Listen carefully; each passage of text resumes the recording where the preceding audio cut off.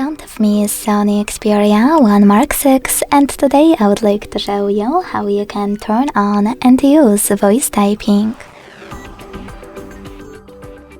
You need to begin by launching your keyboard.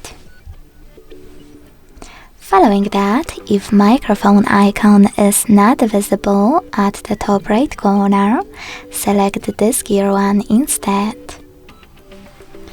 Then tap on voice typing and use this switcher next to it to activate it.